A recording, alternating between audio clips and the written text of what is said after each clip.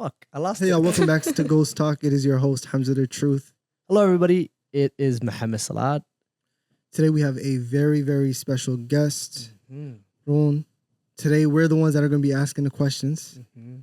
Hopefully we get some good answers out of a therapist. Inshallah. Inshallah. We definitely will. Because there's so much to learn. I think we were both really looking forward to this episode. Yeah. And we're very excited for this episode. And I think our viewers are going to learn a lot. We're going to learn a lot. Like I told you earlier, we're going to have like a lot of like aha moments. So I'm looking forward to that very much. Everything is good. Yeah, we're good. Awesome. How you feeling, Roun? How are you feeling today? That's a question that I ask a lot, Yeah. but I'm feeling good. That's good. That's it? You over there thinking? Me? Yeah. No, I'm just making sure everything's okay. We're contemplating. a little late. Sorry, Yeah. everyone. We apologize for that. No worries. We've been having technical difficulties for a minute now. Yep. We got a new little audio thing. Yep. Because we finally came up. We got sponsors now. Yeah. Shout out to Mohammed. It was him. It wasn't me. I'm a poor college graduate. So So graduated. I did graduate. Yes. Congratulations. Thank you Congratulations. so much. Thank you so much. I appreciate it. It's been a lot. I've been asked what's next, maybe like 30 times. So it's been good. It's been some bad. It's all right. Not the end of the world. Have you ever had any like students, or I guess NDA, of course, right? Mhm. Yeah. But like, have you ever had like any midlife crisis at like a young age, or people thought it's just like, yo, it's over with, I don't know what to do the rest of my life? Yeah. So I worked with college students on a college campus, and that was a Mm. common theme of like, what do I do with life? What's next? Because you're expected to have it all figured out. You picked out a major, you're graduating, so you should know what you want to do. But that's not always the case. Do people expect you to have all the answers though? Sometimes I think people will come to a therapist and they're like, I want, like, what should I do? As if like we have the answers. And it's not like, I wish I had a magic wand where I could just be like, and then your issue is solved, but that's not the way it works out. I don't know. I have so many questions. Like, what made you want to get into it? Like, was it just a whim, or was it an actual career choice at a young age that was like calculated? It was definitely not calculated at all. So back when I was growing up, way back in the day, mental health wasn't talked about like it is now. It wasn't in, there was no social media. It wasn't in the movies. I think that's more common now, where you see like therapists in movies and people talking about their mental health. But I went into college, I think like many Somali children, wanting to be a doctor. Okay. So that was my career goal. That's what I wanted to do. Ever since I was a young kid, I was like, I'm going to be a doctor. But as I started college and I started taking math classes and chemistry classes and bio classes, I was like, this is not it. Like, I was failing classes left and right. especially that organic chemistry. I didn't even make it there. Oh This my was like goodness. the first chemistry level. Oh my goodness. I never took organic chem either, but I have a lot of friends who took it, and it's a lot of That's just when it flips. a lot of Everything just complaining. flips. I'll say that. A lot of complaining. Yeah, A lot of like, yeah. oh my God, this is terrible. Yeah. So you had that kind of college experience, and that kind of led you to kind of go a different direction? Or? Yeah. So once I started failing classes, I was like, I can't continue on this path. I even got tutors. Like, it just wasn't, it wasn't clicking. And then in my junior year, I took a couple and family therapy course, like an intro to couple and family therapy. And I was like, this is it. Like, I didn't even know this was like a field, like a career choice. So once I took that class, then I was like, okay, this is what I want to do with my life. So I graduated with a degree in human development and family science, and then went on to get my master's in clinical counseling. Wow. And that's how I ended up in this realm. MashaAllah. And what are you doing right now, education-wise? So right now, I went back to school after some years in the field. I always knew I wanted to do a PhD, but I didn't know in what. So I was like, this is a commitment. Let me practice and like be a therapist and be out in the field, and then I'll revisit it. And once I was actually practicing and working with like teenagers and their parents, and I was like, I'm really interested in this family dynamic. And then I started school again for the third time, and now I'm doing my PhD. I have 1 year left, inshallah. So inshallah it goes smoothly and I finish and I become Dr. Said. So Dr. inshallah goes Said, well. inshallah, Yeah. inshallah. That'd be amazing. Yeah. And what are you doing your PhD on? Do you know?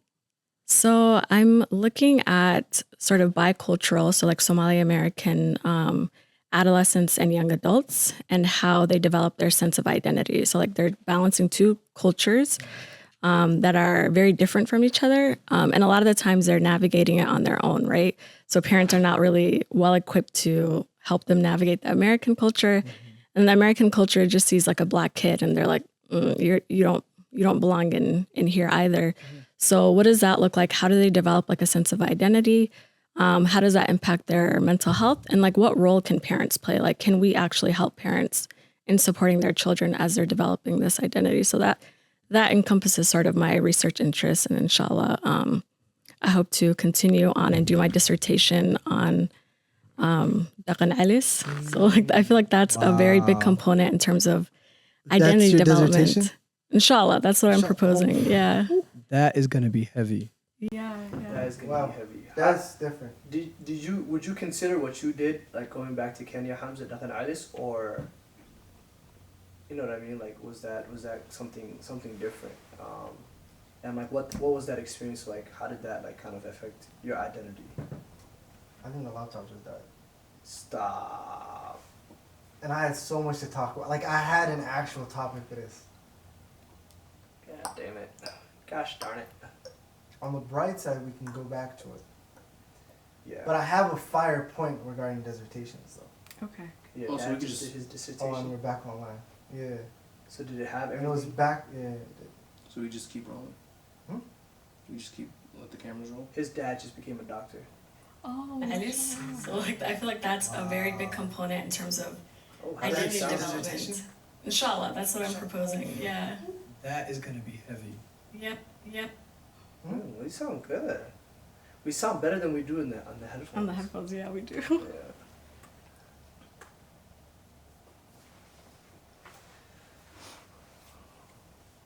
I haven't cut it, though. So just record it, like test it before we get back into it. Get into it. That is gonna be wild, though. My siblings are back home now. Oh, This really? is such Yeah. a topic, though. I don't think. Well, Well, what? no, it is the topic. I'm talking about my siblings. I don't think they're doing Daqhan ceelis though necessarily, but it depends on like how do you what is. Yeah, Daqhan so I want to ceelis get and different stuff. perspectives. Like I want to and see, because some people really liked it, some people didn't like it, some people it was traumatic. I just flat out refused. Did you have When I to? was a Did you kid. go through it? I don't think I would consider. So I went back home once, and that was just a 2-month stay, and I knew it was a vacation, and that was that. So I wouldn't consider that Daqhan ceelis, because it wasn't the purpose of like reconnecting me with my culture. It was just to visit family. So I didn't personally go through it, but I had siblings who were there for like 2 years, and I would consider that Yeah. Daqhan ceelis. Yeah. Was their main focus of being back was strictly for the Daqhan. Yeah, like learn the language, learn the deen, like connect with the family, and learn the Daqhan. I never thought someone would study that. Like, that's just something just in the norm for Somali culture. It's just like, oh, Daqhan ceelis, like. Yeah. But the idea of like studying it. And deconstructing it Yeah. and understanding it, and like, you know what's a very interesting dynamic that I think about a lot is the parents' need and the parents' like interest in their kid learning their Daqhan, and then them forcing it onto the kid and sending them back home could inadvertently make the kid hate their Daqhan. Like, Yeah. like it's wild. Like, I want my unugay haraba af Somali na baro. Dhaqankiisa inuu ku xirnaado. And the kid is like, I'm not trying to do that. I want to be here where my friends are, where my community is, you know, like. And then eventually when they get stuck there for like 4 years, 5 years, 6 years, sometimes shorter, sometimes longer, that could make them go like, oh, I hate this shit. Like I hate this entire just identity that's been kind of forced on me. Have you seen any like positive impacts? Yeah, I've seen people who like feel like that going back helped them reconnect, and help them learn the language and find a sense of belonging. But I've also seen the flip side of people like, oh, I went back and I thought like, okay, like I'm Somali, I'm going to, you know, Somalia or Ethiopia or Kenya to see my people.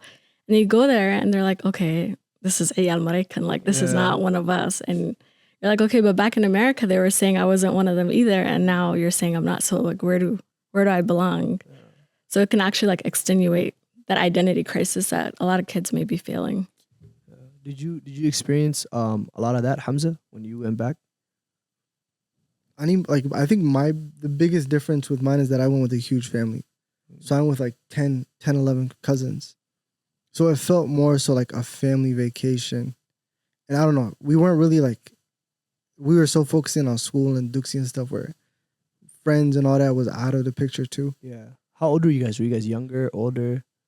When I first went out to Somalia for 3 months, and that was like a vacation. And that was like 6th grade. And then 7th grade, they said, you know what, little guy, you might have to be there for a little bit longer. So I stayed there for like a full school year. And that aspect was just different because I remember leaving and all my friends and stuff were in a certain area of life. And then when I went there for like a year, my whole time I'm thinking about the life that we had. I came back 9th grade year, and that's a huge change on a kid. Oh yeah. So a lot of my friends were like way different, but like in my head they were the same person from like a year ago. So that's the first time I felt like, damn, people do change. So it was like interesting impact on me. Wow. I never went back. I was born in Ethiopia, grew up in Somalia for a time as a kid. But I came here and I went back to Kenya in like 2019, but I wouldn't necessarily consider that like Daqhan. I was supposed to be there for 3 months. I stayed for 3 weeks and I was like, oh wow, I'm out. You said you done? I'm good off it. It's not for me. It's not for me, man. I had long hair. People were like staring at me like this. Like, this guy's definitely from America. It's very interesting though, like how, like you said, like we don't necessarily fit anywhere. You know, and like you can preach it and say it all you want, like oh Daqhan kaga, you know, go be a part of it, and you can push people to do it. But like the practical part of it, of just like, am I accepted when I go out and when I reach out? Sometimes for some people it's not really there, and that can really have a big toll and a big effect on somebody's mental health, like moving forward and like building, like you said, like building an identity and all of that. So were you born here or I'm in the United States? I was born in Atlanta. We sort of moved around, but I spent a good chunk of my life growing up in Atlanta. And I didn't go back to Somalia until I was like 15. So like I was already developing like a sense of identity. And at that time I was like, I'm American. Like I'm American all the way. Yep. And then I went back and then I went there and I was like, okay, maybe I'm Somali.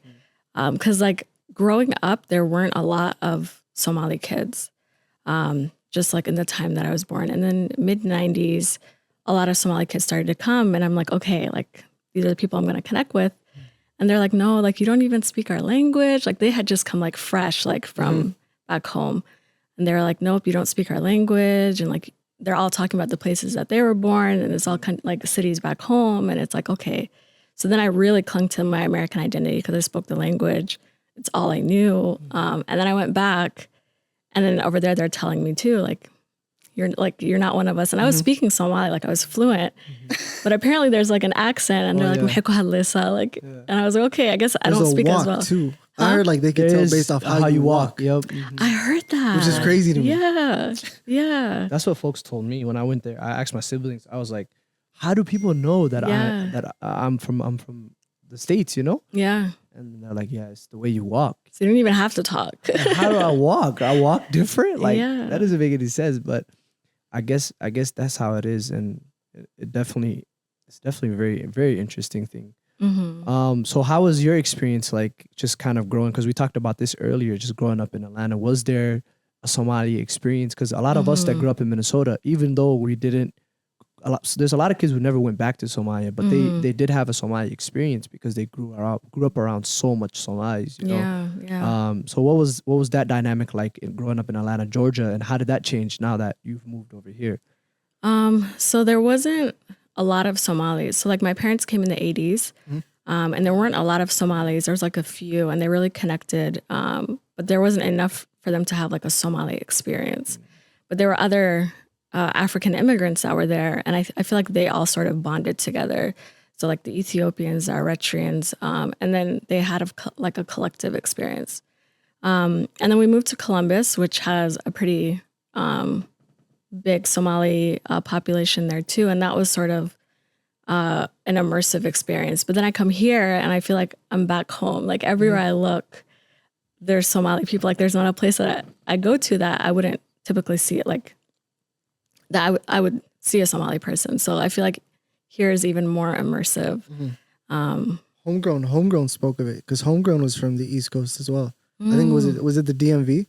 Yeah, he's from the DMV. We talked about this earlier, how he had a similar experience where he didn't necessarily have a Somali experience. He had like an African immigrant experience. Yeah. And that's kind of what shaped his identity. So yeah, it really is different because I grew up in Cedar, so even though I never really, like I told you, I never really went back to Somalia, and I came here at a very young age. My Somali is very good because I just grew up around so much Somali people that you just practice it, and you speak to old heads all the time, and it's very much like a very tight-knit community, so you interact with other people a lot as well, so that definitely has an effect on you. I have a burning question that I Go ahead. that's like way left field. Okay. It's the same question from before, the aha moment that I had. Oh, the one before? And I'm gonna forget it, and I don't want to forget it. So, you're a therapist, right? I am, yes. Mashallah. How accurate are therapy sessions in movies and shows? So not that accurate. Like as I'm watching like a therapy scene in a movie, like I can just see like, I'm like, okay, that's an ethical concern. That's a boundary that's being crossed. So it's not as accurate as is portrayed in the movies. It's not as like explosive or like we were saying earlier, like the couch that people sort of lie on and then they talk. That's not real therapy. So it's more mellow, more chill vibes. It's more chill, yeah. Is it because I feel like in movies there's a lot of like, it feels more like an interrogation than a therapy session. You know what I mean? Like there's a lot of like, how would like a real therapy session go about? Like from start to finish, like somebody comes. Like how does that interaction even work? Because I've never been to therapy. I'm in therapy right now. So you have that experience, like how for like someone who's only seen it, because like when you said that question in my head, I'm like, damn, that's all I really think therapy is. Exactly. So how is it for somebody who's never been to therapy? Okay, so say you get connected to a therapist, right? And then you have your first session. In that first like 1 to 2 sessions, the therapist is really just trying to like get information, find out about your background, like what's bringing you in, like what are you struggling with, what do you want to work on? And then the sessions from there are just like sort of connecting, like the therapist is trying to build rapport because obviously we want you to be comfortable enough to share whatever it is that you're coming in to talk to us about. And then as the sessions go on, we're starting to work on the issues that you're bringing in. So it's really chill. It's like an hour, 50 minutes to an hour session that like back and forth. Seems so intense in the movies though. Oh, there's times when like I'll go into a therapy session and like we'll just have like a conversation and we'll just like kick it. It's nothing crazy. It's not like, cause like it's, you know what it's like? It's very much like, and you could correct me if I'm wrong, but it's like a lot of prompts that lead you to kind of answer your own questions. You know what I mean? So what's like a successful therapy session? Like someone is like, you know what? That was a successful one. Yeah. So I think it depends on like what the client, like what their goal is. So for example, if someone just wants like a place to just vent and just like process something that happened, sometimes just like talking about the issue can provide new insight. Or like you said, like it can, those prompts can give you a different perspective, like a different way to look at it. So it's, and some sessions you may not have that. Like not every session has like an aha moment. Some sessions are just like building blocks to that moment. Oh, another thing in movies and shows too, it's very accelerated. So like they'll be in there, they'll come into the session like not wanting to talk about the death of their partner, right? They're like, my partner died in the line of duty. I don't want to speak about him. And then in that 1 hour session, after like 4 questions, like dude is sobbing like, I loved him so much and I didn't want him to die and I feel responsible. Like it doesn't work like that. Like it takes a lot of time and it takes a lot of like you asking yourself like, oh, okay. And what's really cool is a lot of times for me personally as well, you live in your head, right? And you process things in your head and you deal with things in your head. When you go to therapy, like even just one question you get asked and then you say what you were thinking in your head out loud and then you go, oh, well, it was not even that bad. Like, And then you just do it more and you do it more and then you get more comfortable and like, you kind of just like unravel, you know, and it's good. Well, it's good. So that the important thing this is dope. I like this dynamic though, because you done therapy sessions. Yeah. You're a therapist. I've never done it. So like, I feel like there's 3 people that are in 3 different stages. Yeah. Oh yeah. One question that I have though, is it draining? Oh, because I feel like for you, it's very relieving. Question. No, not necessarily. Sometimes you feel like as someone, because like for me, my issue, especially when I first went into therapy, is like I was a very closed off person, and I built those walls and I built those barriers. So like when you're like that, compared to like somebody who, for example, isn't necessarily closed off, but just needs a space to vent and to communicate those things. Me, like I didn't have a problem with having the space to vent, communicate. I had a problem with communicating itself and like putting into words what's going on in my head and what's bothering me and what I'm having issues with. So it was draining because you gotta like tear those walls down. You know what I mean? It's like it's like a mix of like, it's a lot of emotional, like you're battling the whole time. Yeah, battling. You're like, there's a lot of emotions coming out. And you're trying to get it out. Exactly. But at the end of it, you're like, oh, I'm so glad that like I did that. You know what I mean? But like, how do you feel about that? Like, how does like, he's going through that. How does the therapist actually feel? I think, so as a therapist, like as I'm working with a client like that, like I'm trying not to like push them too far. Like I want them to open up, and not in a way that's like too much too soon. So you're working to gauge it. And I feel like when you have several sessions back to back, it can, like at the end of the day, you do feel drained. And I know for me, like when I'm done with the full day of sessions and like one of my kids comes to talk to me and I'm like, I'm tapped out right now. Give me a little bit of a break. Cause like you're holding space for so many people and they're coming to talk to you. And some sessions are very emotionally intense. And like you have these boundaries, right? You're the therapist, but you're also human. So like you're taking some of that. So like after sessions, I'm like, I just need a moment to do nothing, not talk to anyone, not think, just be. And you have to have like a level of empathy, right? Absolutely. To be even in this field. So in a way, the way I kind of see it is like, that's kind of like a double-edged sword, because at times that empathy can allow for you to like feel like very emotionally about like what's going on. And like the sessions that you're having, it can get to you because you have that empathy. You feel bad. You feel distressed for like the people that you're trying to help. But that empathy is necessary for you to do your job. So, well, kudos to you. I personally, I would have a tough time doing that because I feel like it would just get to me. Like I very much like want to just help people. I would be like, if somebody was like, like, for example, like, oh, I'm in like an abusive relationship or I'm dealing with this. It's like a physical thing. I like to fix things. So I would be like a vigilante therapist. Like, I would go out and beat up their abuser. I was just like, bro, kick them in the face. And then they would come the next day and be like, my problem is solved. He's not there anymore. I'm like, oh, what happened? I don't know. So that's very interesting. So another question that I had was, this is something that now, obviously, like you said earlier, it's changing, alhamdulillah.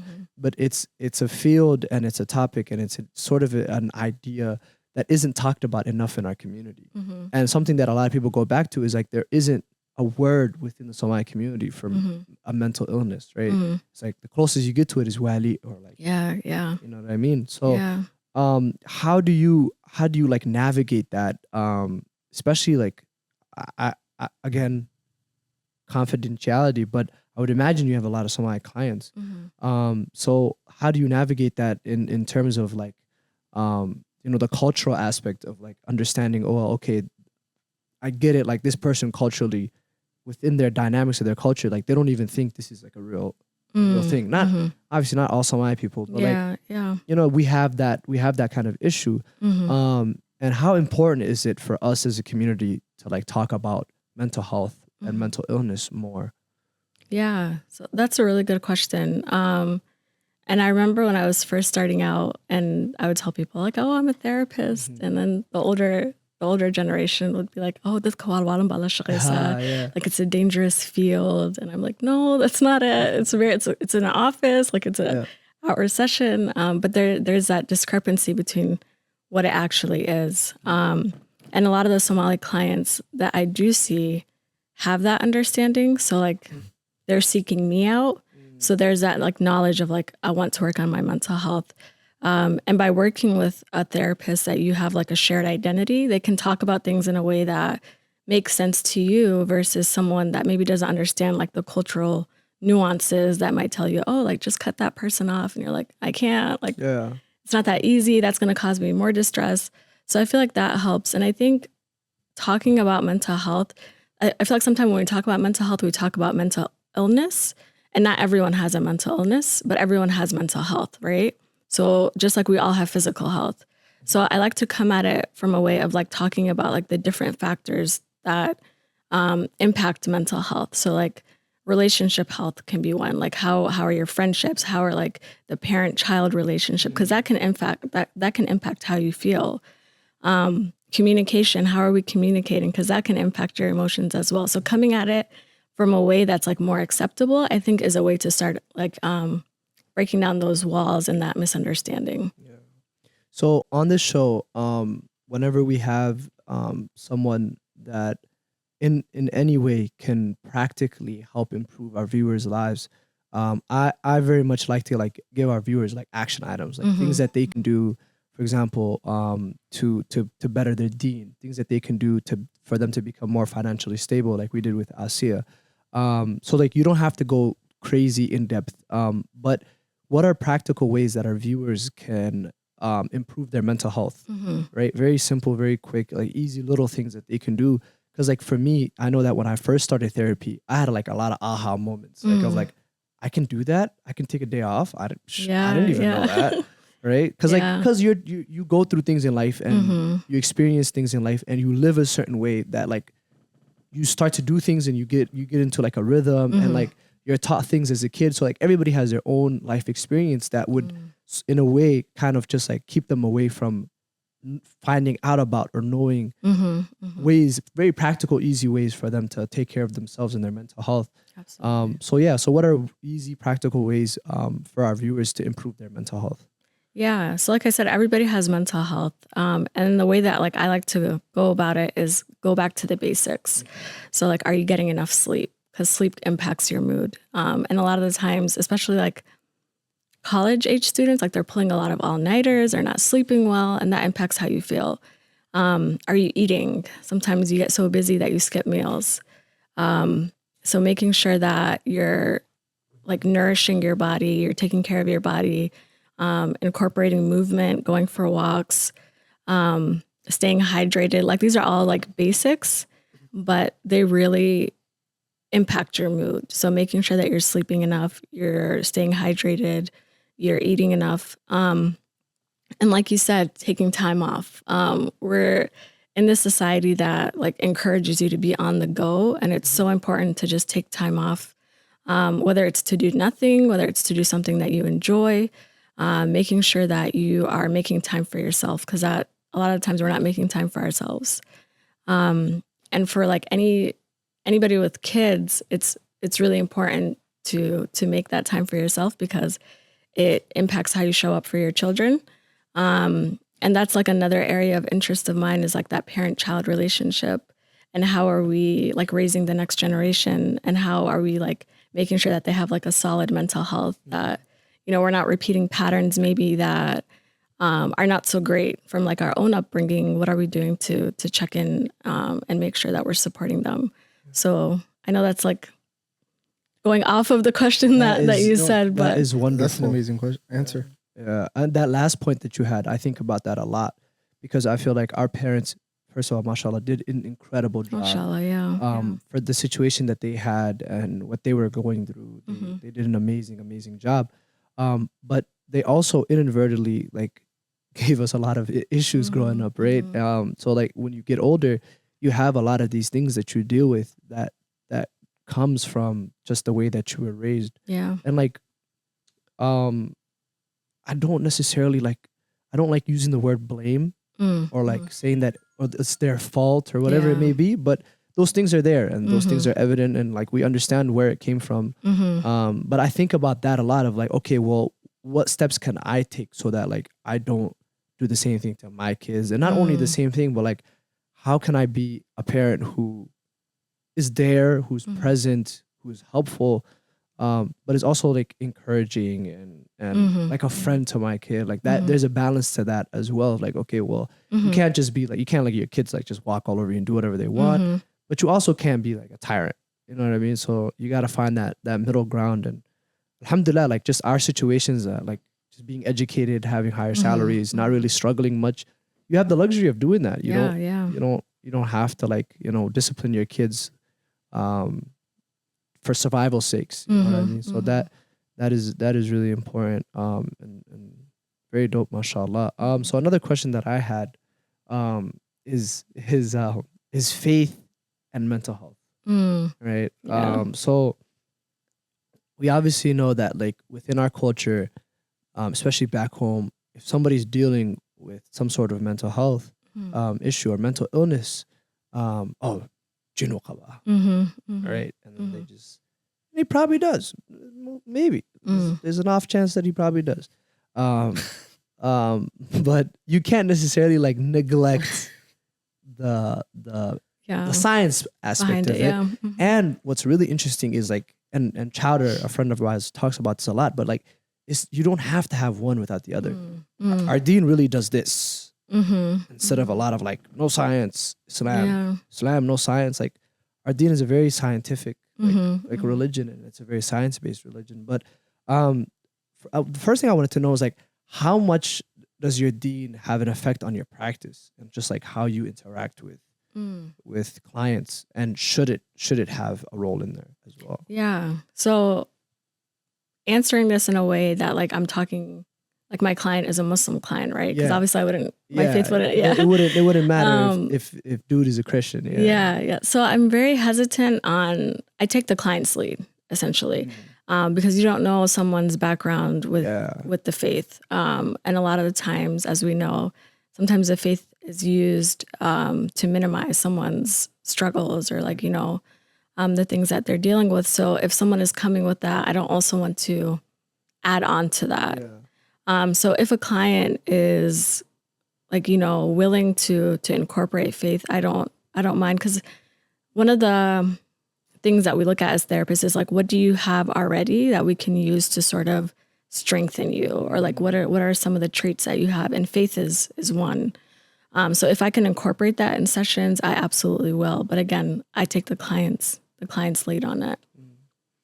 So with that being said, how much do they actually, for Muslim clients, for Muslims in general, how much do they actually go hand in hand? Which is like, for me personally, my faith has a huge impact on my mental health. As I got older, I realized that there was that correlation, like a direct correlation. Like if I'm, for example, and like obviously to each their own, but if I'm missing prayers, for example, that it drains me. I don't feel like myself. And then on top of that as well, there's a lot of other things. Like you're right, like growing up, for me personally, the deen kind of was used to justify my struggles or the things that I was dealing with, you know?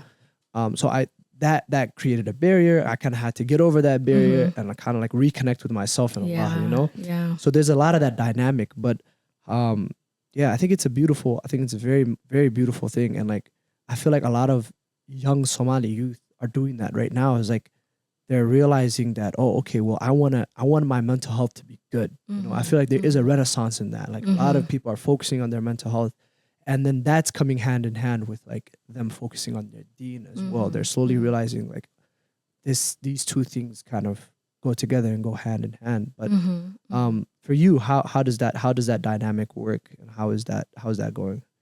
Yeah. So similar to you, I also like whenever my iman is slacking, I notice I'm more anxious, or like, you know, my mental health takes a hit. And in sessions, you can see like some clients who may be struggling with certain things. When the faith is incorporated, it's like, okay, like there's a solace in that. There's a comfort in that, in knowing that, yes, things may be difficult right now, but like it's not always going to be this way. Or like I may feel alone in this moment, but Allah is with me. Like there's a solace in incorporating the faith. And I think when people have like that connection between, oh, my mental health and my spiritual health are connected, it can serve as like a source of resilience. And I think, like you said, a lot of people are like reclaiming the faith, or like reconnecting with the faith. Like everyone has a different journey with the deen. And just as they're figuring out their identity, they're also figuring out like how do I connect with this religion that maybe was taught to me in a way that wasn't the best, or like wasn't the most helpful. And how can I find comfort in it? Like I'm struggling, life is hard. And that's a given, right? We're going to have ups and downs. So how can my faith sort of serve as like a source of strength for me? And that's the approach that I try to take in sessions of like, okay, how can we incorporate the faith to be able to give you hope to push forward? That's pretty crazy. I did have one question though, and I guess it's pivoting towards COVID. A lot has changed. The world is like a lot different. Yeah. Has the percentage of people that go to therapy or have heard of therapy increased since COVID, or has that dynamic changed? It's increased. A lot more people are seeking therapy, especially now that it's like telehealth. Telehealth wasn't always an option, but once the pandemic started, then it became more accessible. I'm ignorant to that. What is telehealth? Oh, like doing sessions virtually versus in person. Wait, that's possible? Now I it didn't is. even know that. Yeah. How effective is it compared to like? I'm not gonna lie. I like in-person sessions. It's just like you're in the same space with the client. There's like some cues that you might miss when you're like virtually. Sometimes the connection cannot be so great, and then like it glitches, and maybe the client shared something important and you miss something. So I really prefer in person, but I like that people have the option for virtual now. Because now a lot of people maybe who didn't live so close to the cities, or like, you know, now can seek therapy very, very easily. I don't know. I feel like COVID changed so much. You know what COVID did? It took away people's distractions. That's true too. I think people had to sit down in a room for a little bit. It took them and everything that they're dealing with, and it just locked them in a room. Except think about it. That's all you could do. And then COVID was like, oh, you think you straight, huh? You think you alright, huh? You fucked up like everybody else. And then I feel like that's what everybody was like, oh shit, like I need help. Yeah. Because like this is hard, you know? But like for some people, they would just distract themselves with work and school, work and school, come home, sleep, work, school, come home, sleep, you know? So but I feel like when you worry about actual food and water and like feeding your kids, like mental health is, I don't know, at that point it has to be like that's a great question. Third or fourth. I don't know if you would know this, but like, does the brain put your mental like into the back burner when you go into survival mode? Because I feel like my parents, like at a time in their lives, now they're good, now they're chilling. But now like, they're chilling. Now they're chilling, kicking it down. But when they were younger, like they were in survival mode. Like I'm talking about like food, water, shelter, safety. Does your brain just go like, oh, anxiety? No, push it to the back and then go, or like, is it something that just is? Are they just like are these Somali old heads just superheroes and they don't deal with this shit? That's all. It has to be one or the other. That's a obviously. great question. I think the survival comes first, right? And that's the approach that I like to look at it. Like when I'm looking at like our parents' generation, they're trying to survive in a new country. They're working jobs that maybe, you know, don't have the greatest shifts. They're raising children. They're dealing with systems that they don't speak the language of, or like they don't really understand how these systems work. So to tell someone like that, hey, you should go talk to somebody. Like you're dealing with a lot. Go sit with someone. And most times it's someone that's like younger than them, and they're like what? Like it doesn't connect. And pay them too. Yo, Yeah. you know what this is? That aspect is like crazy to them. Like, yo, like you want me? You know what this is reminding me of? Everything in my head has a movie reference. But there's a movie called Beasts of No Nation. And it's about child soldiers. It was like, it's like in 2016. Remember in 2016 when no black people went to the Oscars? Because like there was no black anything that got like nominated for the Oscars. Remember that? So they got snubbed for like Best Picture. In my opinion, it was the best movie to come out in 2016. Okay. But it's about child soldiers, and it follows this young man named Agu, who's a child soldier, and like his life and his experience, and like it's crazy. And Idris Elba is in it, and like, he goes through just the most like incredible things in a span of like 8 months, right? And then he gets rescued, and he ends. I don't want to ruin it, but like a lot of stuff happens. But at the end, there's a therapist. She's talking to him, and she's trying to help him. Yeah. And like he's just at the end of it, he's just staring in her eyes, and he goes, and this is kind of reminded me of like how our parents thought as well. Is like he goes, this lady is speaking to me as if I am a child, but I am not a child. I am a grown man. I have seen more than she's seen. Yeah. More than anyone has seen. You know, so like at the end of the movie, he's kind of like breaking down how much he's changed from when he was first a kid, and like you see the beginning of the movie is very bubbly. He's just like, they're selling like a TV that has no screen to soldiers. And it's like a lot of fun, you know, it's kids being kids. And in 8 months, because of what he experienced at the end of it, he's just so hardened that he's like, oh, like this lady's talking to me as if I'm a child. And he is a child. He's like 12 years old. Yeah. He's like, no, I'm an old man. I've seen it all. I've done it all, you know? So yeah, experiences and environments have a huge effect on people. Absolutely. Yeah. And their characters. And I No, think, but like, just look at us though. I mean, right now, I'm 26. At 26, my dad came here after everything they went through and had me. Him at 26 versus me at 26, two black and white. completely different people. Bro, you have no idea. My dad is like a superhero in my eyes. Because at like 21, 22, first of all, this guy is like, he's crippled from the waist down. So he's doing all of this with a disability. This guy was running businesses, feeding his entire family, you know, traveling the world. He's been to like multiple continents, educated, seen wars, seen death, seen all these things at like 21, 22 years old. So like when he came to America at like 26, 27, he's like, I'm chilling. how am I? That's their favorite saying. Wow, how am I? Faaga marka aha. Yeah. Toban maalin baa lugeyn jiray sida schoolku aado. Like you ain't walk nowhere, man. Stop. There's one crazy thing that I heard. I forgot who it was. Damn, if I remember her name, I'm gonna have to say it out loud because it's a crazy shout out. But we're having a conversation. The conversation was, she said, being Somali and African American in the inner city is more traumatic than what our parents were going through back home. Not with the war aspect, but just being grown up. Were you there when we had that conversation? Yeah. So like more traumatic. Were you? Who said it? No, I was not there.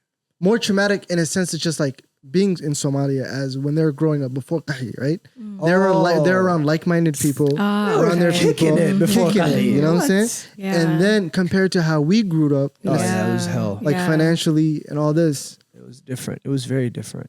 So I was like, Very when different. she said that, I was like, oh, I never even thought of it like that. We were talking about Yeah. this earlier though, too, when we first started. Is like they were and still are very cemented and concrete in their identity. Yeah. And that was established because they grew up in a homogenous environment where everybody's Somali. Like there's no like they don't have to deal with race.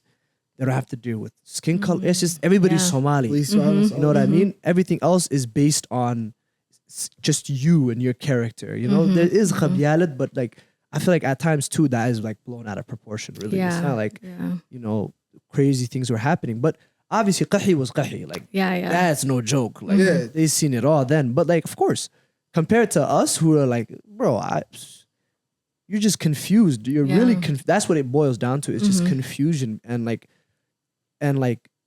what I dealt with a lot myself was like just wanting to belong to something. Yeah. You know, and wanting to be a part of something so bad because you're like, well, first of all, I'm not like any of the kids that grew up here because I wasn't born here. I spent a portion of my life somewhere else. Yeah.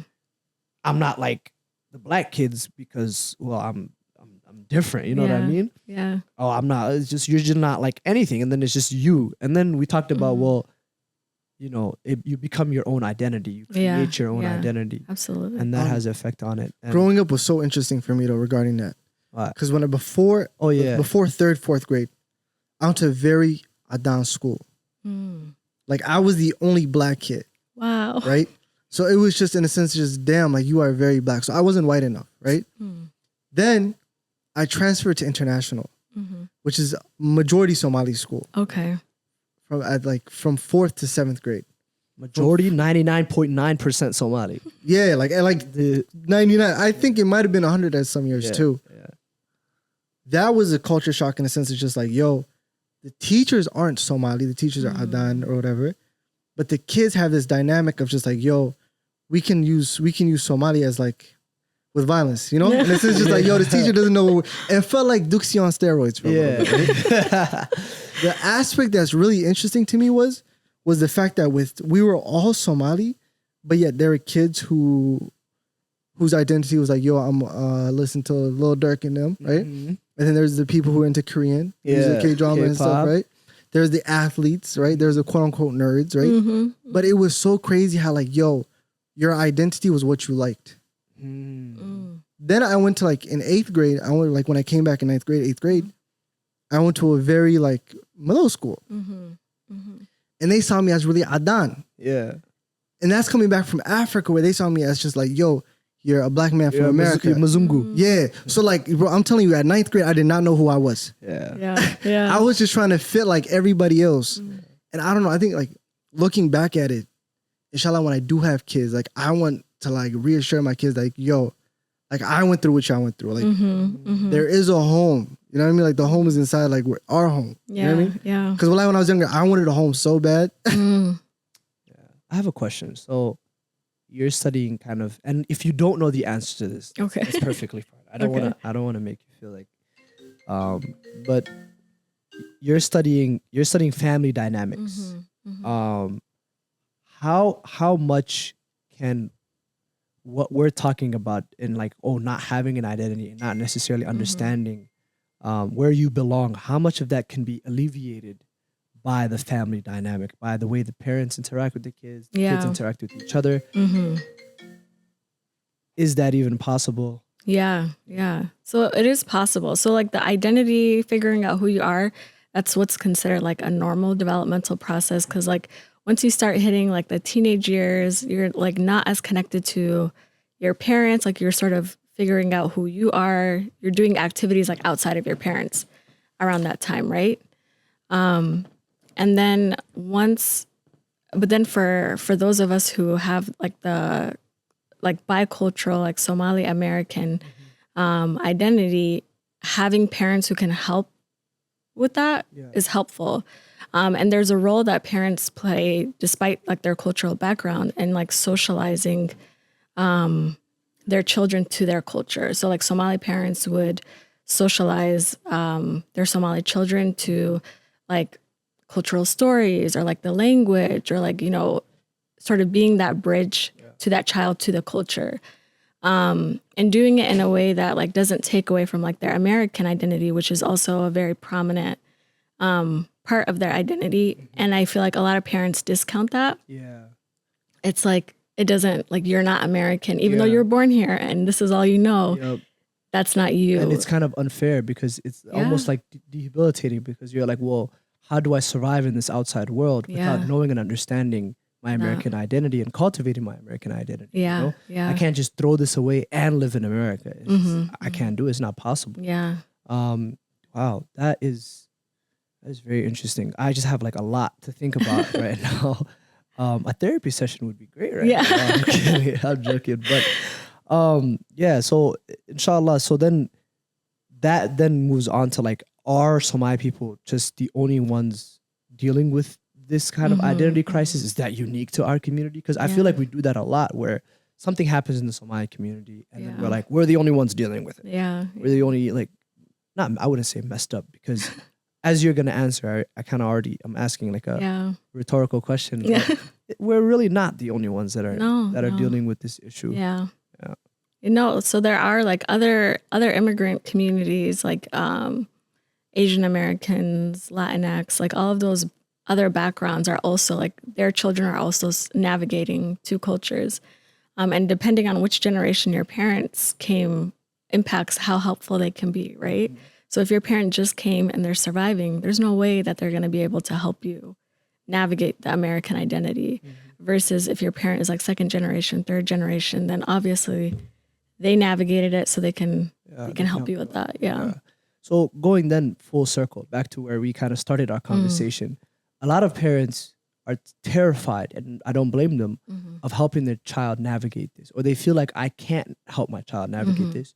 So they then revert back to Daqhan ceelis. Yeah. So for the viewers who don't know what Daqhan ceelis is when a child is taken from where they live here in America, let it be Atlanta or Wisconsin, Ohio, Minnesota. Ohio's not really a real place. That doesn't really count. But everywhere else, then they get taken back to Somalia. Yeah. And they go through, learning their culture, learning their religion very, very, very deeply. And meeting their family back home and all these different things. How effective is that, would you say? So I'm going to research it, inshallah, but from like what I've seen right now in the research, there's a way that it can be done that can be helpful, right? It's not bad to want to reconnect your child to the culture that serves as a strength, but doing it in a way that's like not traumatic, in a way that like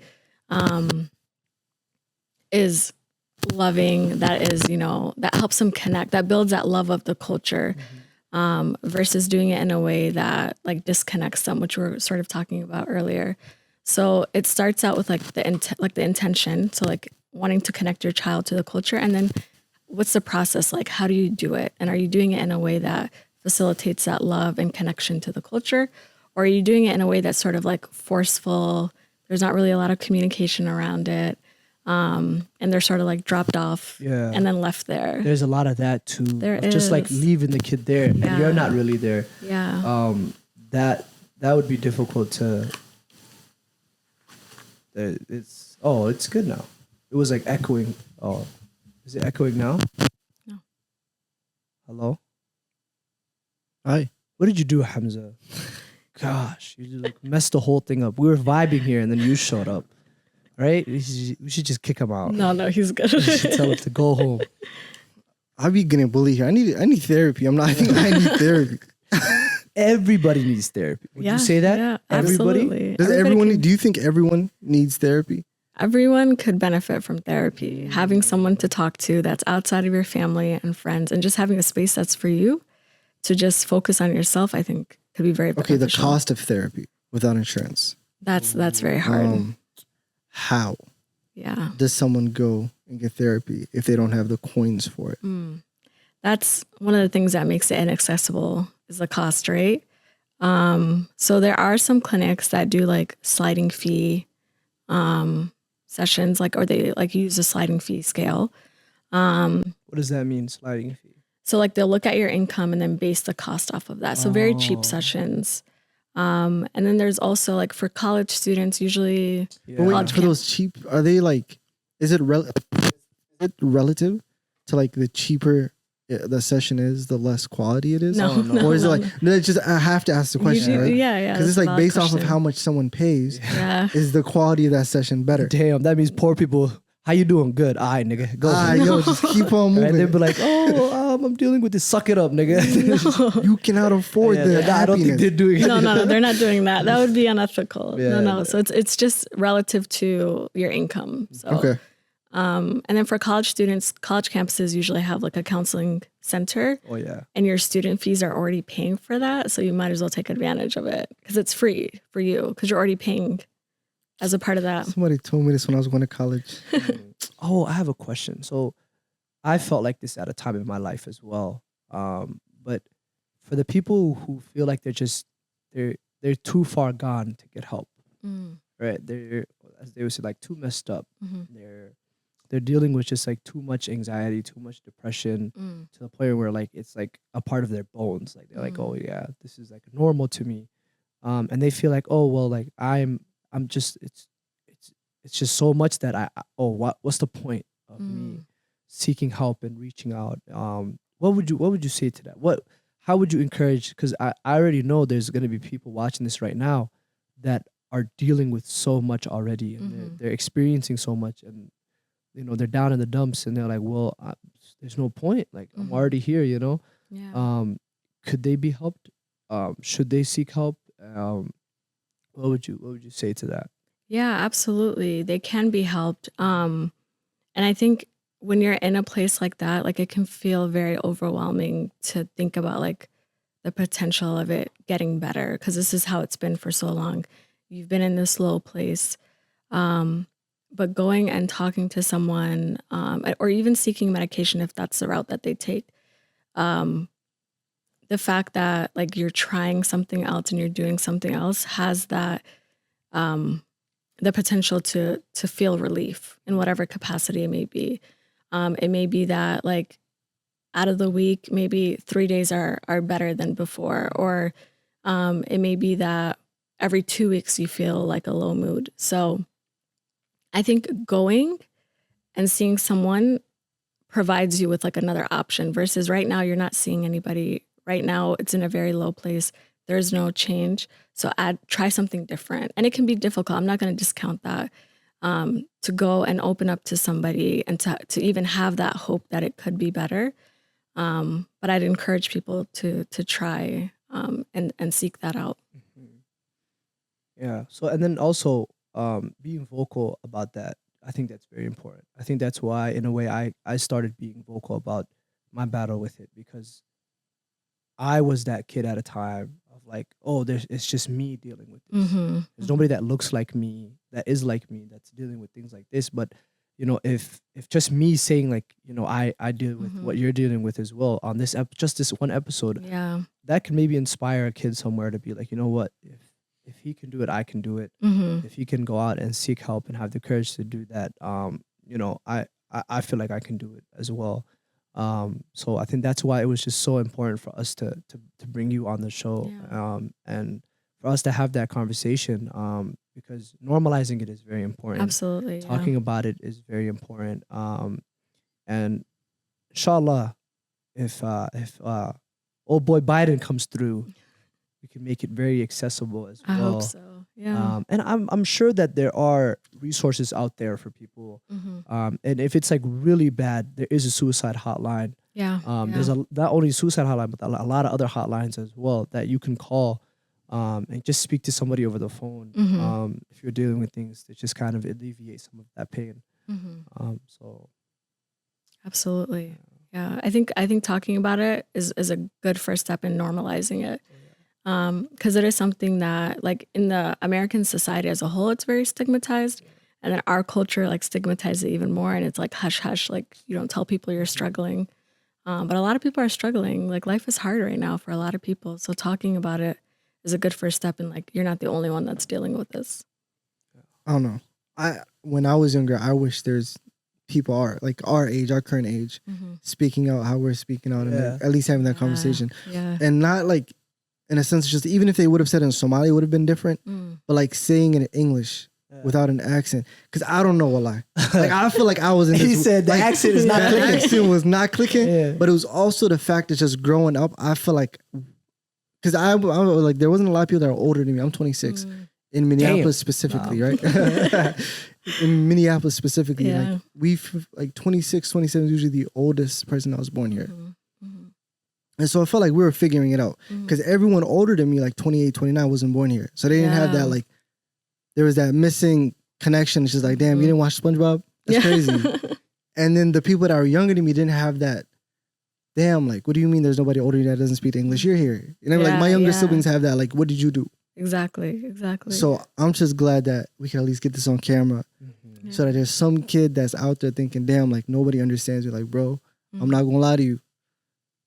I understand you. They don't even understand you. I understand you. And it's hard. But if you just keep pushing while I, like, actually work on yourself, and I feel like it's hard to, like, work on yourself when you're younger because you're trying to work with everyone else. Yeah. Like, you're looking at the little kids, like, what they're doing, and you try to do what they're doing, and they just don't accept you for who you are. Bro, I've been there. Hit me up. You got my Instagram. I'll respond. I got you. 100%. Oh yeah, 100%. That is very important. You got this. I don't know how open you are to that, but I am very open. Hit me up in the DMs. Anybody that's like, yo, like, I'm dealing with this. I'm not a licensed therapist, so yeah, I'm not. We could talk about, like, computer science. Seek help, of course, because, like, I don't want to, like, replace that because she's a professional. She went to a lot of school to know how to do this and, like, to do this job, and they're damn good at it. So go to them for that. But, like, if you just want to reach out and, like, talk to somebody and, like, deconstruct it, or you have questions about therapy, you're like, well, what is therapy like? What was therapy like for you as, like, a Somali boy who, like, went through it? I can tell you all about that, man. We can do that. So that would be a lot of fun. I got you. Yeah. Got you. Come through. Good. So we have, and it's getting late. We were kind of late, and I have to apologize for that. Sorry. We about usually, at the end of every single episode, tell the guest that, hey, inshallah, in 1 year, we will be in a completely different place. Yeah. You know, inshallah. Yeah. We're working towards bigger and greater things as well, right? Inshallah. That's awesome. And we'd love to have you back on in a year. Yeah. We'd love to have Dr. Roun. Yeah, Dr. Dr. Roun Saeed. Yeah. Dr. Roun Saeed on the show. Inshallah. My one question is in 1 year, other than being a doctor, inshallah, Yeah. where do you see yourself? Oh wow.